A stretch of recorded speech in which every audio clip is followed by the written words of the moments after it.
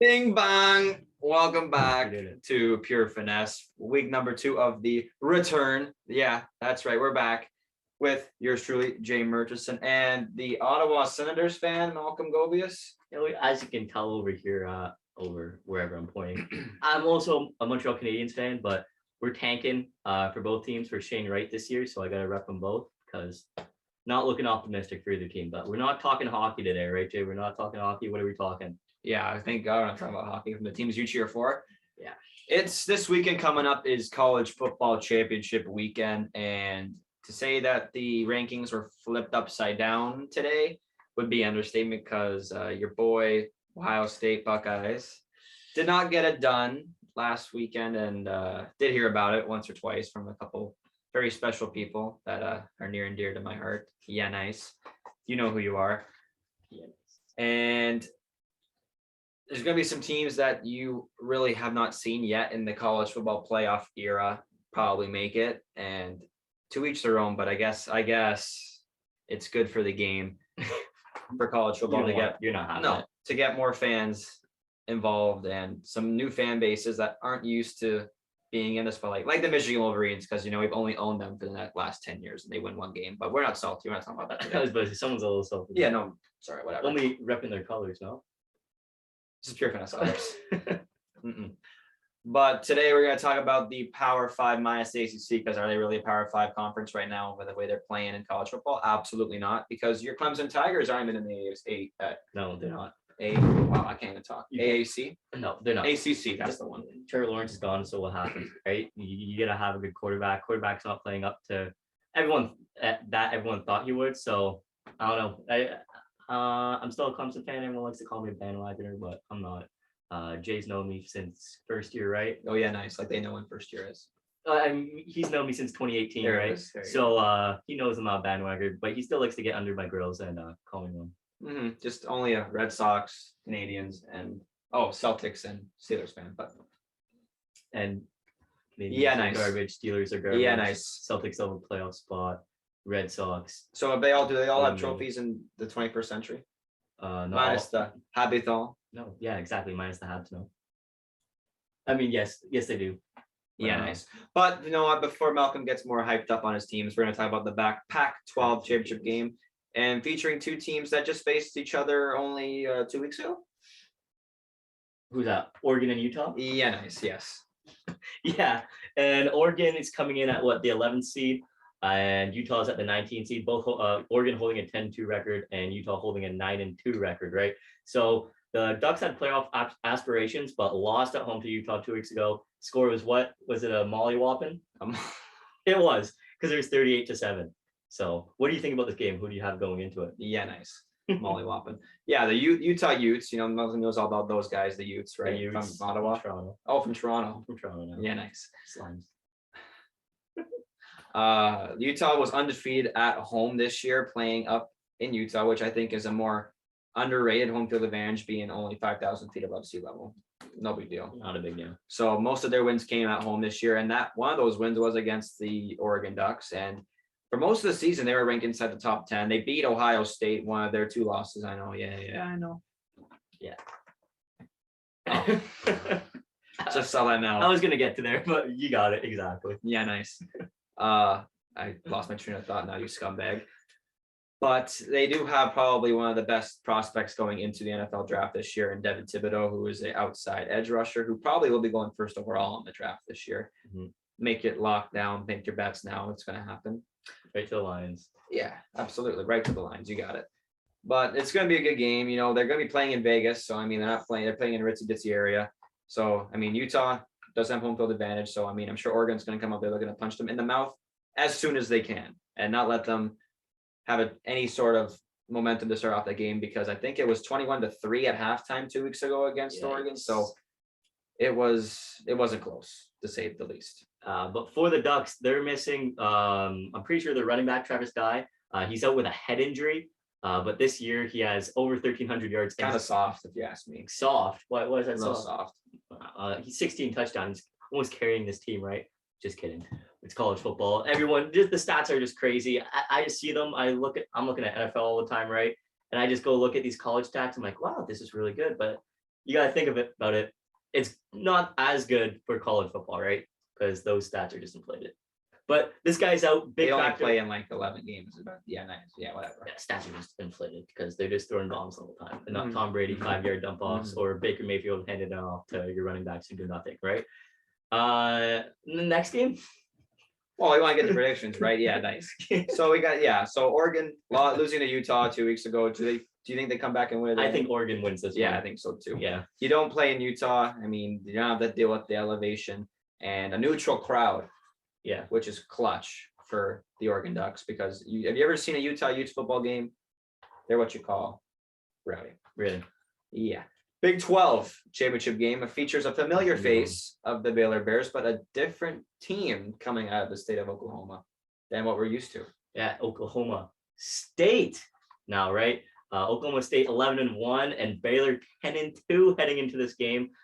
Baylor is the 8th seed and Oklahoma State being the 7th seed. It's the first time since 2009 that the title game will not have Oklahoma in it. And this season, Baylor lost to Oklahoma State 24-14.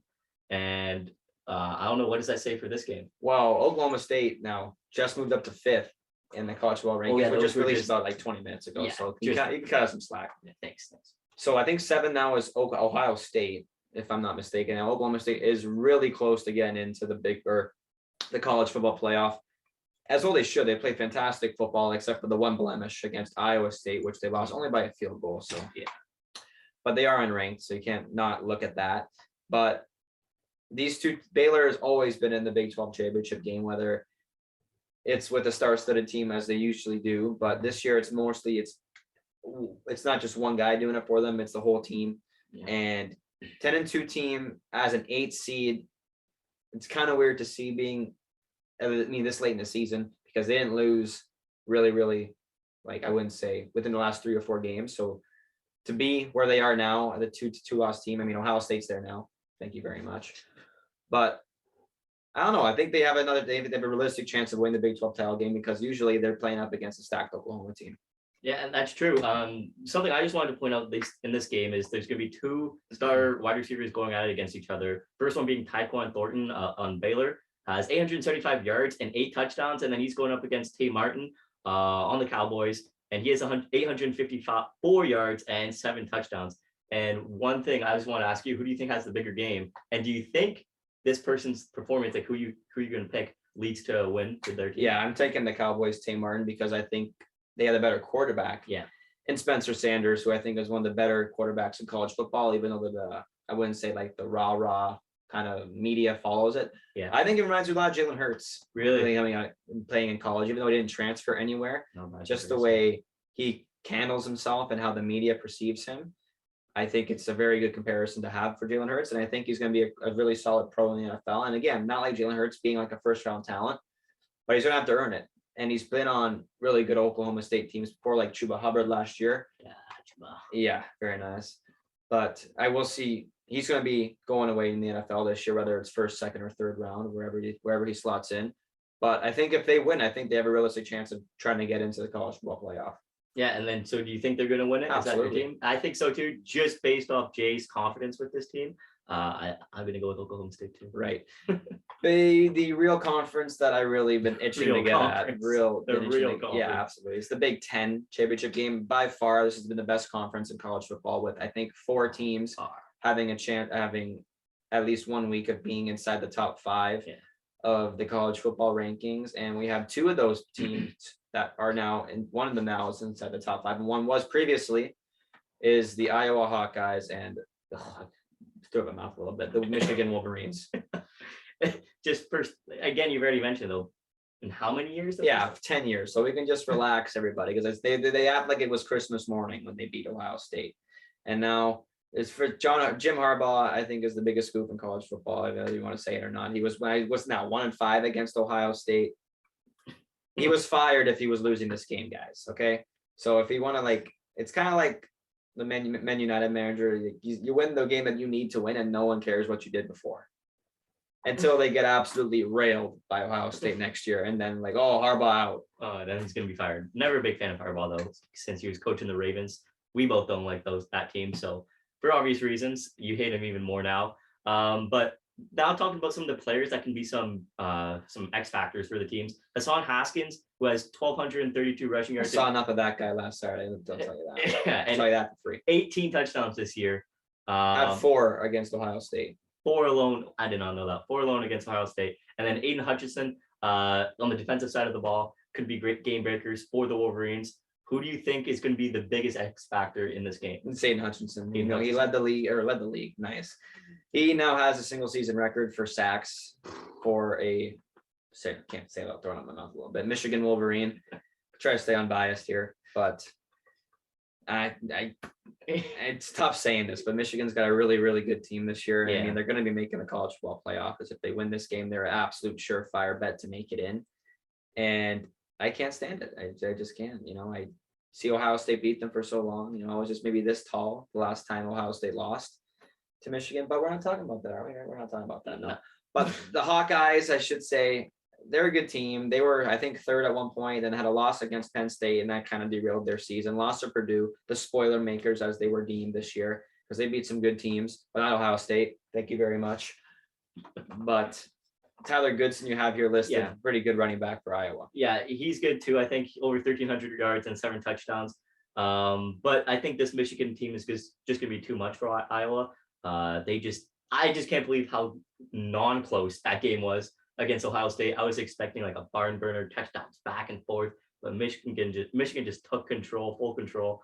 So I just have Michigan. I don't care who's on the other side of this ball for Iowa. I think Michigan's going to win the ball. Yeah, the game. Yeah, nice. It's very hard not to agree with that one. Up there, I'm muttering on my breath a little bit.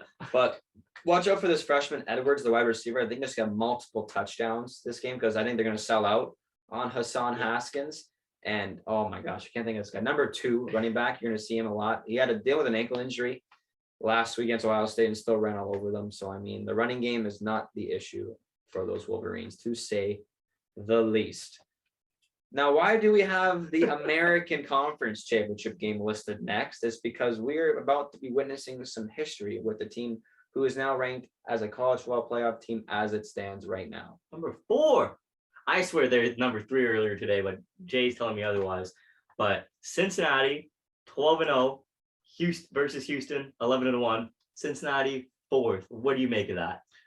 I love it, to tell you the truth. I mean, to see a non-Power 5 team like the Bearcats having a chance to make it to the college football playoff is very, very good for the game of college football, because it gives these kind of schools hope that they can make it this far and make it into the college football playoff and have the voters vote for them to be there, because it's a popularity contest, to say the least, to see who gets into the college football playoff, because at the end of the day, it's about the money and it's about the ratings. I mean, you are something very itching to say. Is that, did you see Mateus's tweet last night? Doesn't surprise me. That guy speaks garbage. Well, I was just, if Mateus, if you're watching, I hope I'm right on this, is he tweeted last night and I was super confused as to why he says like, oh, all it is a popularity contest. I didn't know what he was talking about because he didn't give any reference or any context to it. So I'm like, what is this guy on? But now Jay's telling me this popularity hitting the hammer. It's all clicking. It's all clicking up in here now. So it's all about the ratings, because if it was there, if it was up to them, they would be having Alabama, they'd have Georgia, they'd have Ohio State. Thank you very much. They would. The first college football champions. We won it first. No, that's what I'm saying. Yeah, I know. We don't have to lay that out again for all the Michigan Wolverines fans watching, because Ohio State won it first. Thank you very much. Don't make the moment too big for you guys, all right? Because you might choke it, But to see an American Conference team make it and be undefeated, and have the chance, like deservingly so, to get to where they need to get right now, and just they all have to do is win this game, because I think if they don't, man, they're gonna be out to the top 10. Outside the top 10, they have to be. Well, they're gonna lose if they lose to a 24th ranked team. I would assume so, right? But some of these players on both teams can make a difference. First, we're gonna talk about on Houston, Nathaniel Dell. He has over 1,000 reception yards and 11 touchdowns. I think for Houston, he's going to be one guy to look out for the whole game. But Heisman watch. If you look here on Cincinnati, they got a good quarterback in Desmond Ridder. He has 3,000 passing yards on the nose. He has 27 passing touchdowns, add a reception touchdown, and then 6 more rushing touchdowns. I just think this guy can do it all, right? Yeah, he's what you call the Swiss Army knife. Yeah, at quarterback. Yeah, this guy should definitely be up there to be a Heisman finalist, even on a non-power 5 team, even though they're playing maybe our flag football team every other Saturday. Who cares? Who cares, right? You're still putting the numbers up. You still have put to those score numbers points. up. Come on. Still have to score points. Exactly. So I'm very intrigued to see if he gets voted in to be a Heisman finalist because he very damn well deserves it. And I cannot wait to see the Bearcats in the college football playoff because there's no chance in a blue moon that they're losing this game. You don't think so? Absolutely not. I think you can very well put a good guess on who we're picking then for this game. Jay, take it away. The Bearcats of Cincinnati. The Bearcats. But the best game by far for it. And it usually is, to tell you the truth, because it's usually these two teams in it anyway. It's a Southeastern Conference championship game between the Alabama Crimson Tide and the Georgia Bulldogs. There has really been no other team even close to the talent level of the Georgia Bulldogs at all this year. They beat every single team in their way. And now finally they get their biggest test of the year against the 3rd ranked Tide of Alabama. Yeah, this is going to be super tough. And just, again, if we're talking Heisman and we're talking quarterbacks, Bryce Young is your guy.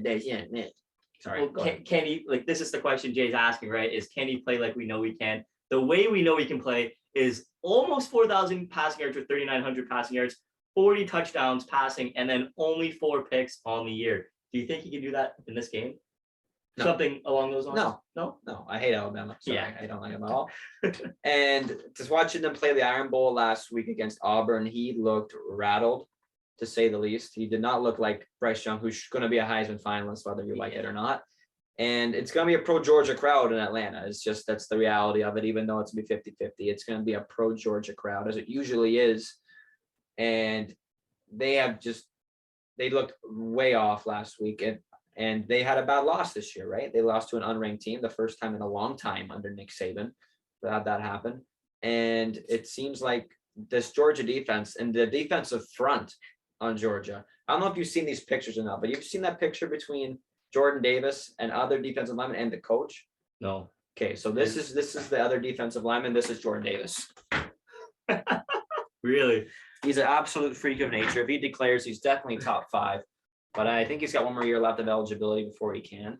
But he is going to be a very highly touted prospect to come out of the University of Georgia, as Malcolm's Googling him right now, because my God, and, you know, I think he's what, 6'7" or something like that. And he's almost 350 pounds. And he moves like Emmitt Smith on Dancing with the Stars. He's absolutely unbelievable. He is huge. Kind of looks like me. Kind of looks like me on an off day, you know? Yeah, Jay's not. We're gonna have to start putting these pictures up on the screen because you guys gotta take a look at this too. Google him right now, Jordan Davis, Georgia. Oh, if you want, you can just look at me right now. It's about the same. Same thing. Just look at the comparison between us two. It's this just guy minus the lip sweater. Oh yeah, I've got to shave those off. Which is it cannot come soon enough. Yeah, absolutely that. Yeah. Oh, it's been a little rough for the boys, to say the least. You know, it's been tough having to smile and look at yourself in the mirror with the caterpillar on your face. You know, it doesn't look good. Well, maybe for you, not for me though. Stop. But something on Alabama too. Bryce Young has a lot of help, right? Because he has with some Canadian content. Yeah, the guy listed. I didn't even know that. Take that in. But we got John Mechie at 1,045 reception yards, and then Jamison Williams at 1,261 reception yards, and they have 20 touchdowns in between them. They have 7 and 13 respectively. Do you think that they're going to be complete X factors for this game? Do you think that they're going to be enough to take down Georgia? Well, I know you watched the Iron Bowl last week. I know that for a fact. Your boy Jamison Williams just got kicked out of that game for targeting. Oh, I didn't realize. Yes, that. I think he must have been in the bathroom or something. I wasn't watching. So he's got to keep his head in it for sure in this SEC title game, but it's definitely not. It's not rivalry week. That's a tongue twister. And they're not playing Auburn in a very hostile environment in Auburn. So, I mean, they're going to get the speech from Nick Saban because usually Nick Saban coach players usually don't step out of line very often. So they're going to get it. They're going to get under control. And if they're going to beat Georgia, they're going to have to do it and run that clock because they don't want to have Georgia have as much possession as they usually do because they put up the most points in college football. Other than Ohio State, thank you very much. They have the most high-powered offense in all of college football. And my question to you, though, is, does a loss against There's no question that Georgia's the best team in college football. If they lose this game, I don't think there's a question they still should be in it. No, I'm not talking about Georgia. I'm talking about Alabama. Oh, you're talking about Alabama. Does a two-loss team get into the college football playoff? I don't know. And it's because they're playing Georgia, right? They're the number one team. So that is obviously a big factor for the voters. They're going to say, oh, well, they lost to the best team, so they should still be in. But like you said, you don't see a lot of this happening where two lost teams make the college football playoff. So it's the same thing last year where it was kind of close. Wasn't it Alabama who was close to making it last year again? And I don't think they should have either last year. So no, it couldn't have been done because they were absolutely unstoppable. Yeah, then who was it? I can't remember. It was Alabama, Notre Dame, and Ohio State, Clemson. And yeah, no, but one team got in. It had to be Notre Dame. And over another team that should have been in. I can't remember, but I think if Alabama that was the Najee Harris Alabama. It was the Najee Harris and the Mac Jones Alabama Crimson Tide. Boy, do NFL GMs look stupid now? Yeah, don't they ever? Two offensive rookie of the year candidates. Mac Jones is only leading the whole league in passer rating. Yeah, and the team to what, an 8-4 record right now, 7-4, 8-4. 6 straight wins. That's ridiculous. I think I put some respect on Alabama quarterbacks. I think we do, and I think I got to stop talking and making predictions about Alabama quarterbacks because I said he was going to be the Josh Rosen of this draft. So, boy, was I wrong. Because we're only talking about Mac Jones, Jalen Hurts, Tua Tagovailoa. List goes on and There's on. too many. Exactly that. And they got more coming right now with Bryce Young. Yeah, he's disgusting. So, but your pick for this game? Yeah, I mean, the Georgia Bulldogs are unstoppable. Yeah. Kirby Smart's going to have them fired up to go into Atlanta. And Stetson Bennett, the fourth, thank you very much, is going to be tossing some dimes all over the field. And they're doing this without the best receiver in George Pickens, who will be back next year, I'm sure, because he's going to be a top 5 pick in the NFL draft when his time comes for sure. Yeah, and that about wraps it up for this college football playoff and big games for this episode. But we're going to get into this weekend. I want to get into some betting episode. Jay does too. Put your own money on the line. Yeah, we got to put some money on the line, but we want to just give some little picks for this weekend's games for football. Maybe get into a few basketball games too, some over-unders. How many boards? Yeah, nice. I love basketball. Oh, yeah. You got an injured guy. Can go play hockey, but can't play FIFA. But that about wraps it up. We're going to be back this weekend. Hopefully, if not the weekend, then soon after the weekend with another episode, as long as our Wi-Fi allows us to record. But that about does it for this episode. Obviously, Jay takes it away with the sign-off. So if you see Bibin, take him out to dinner.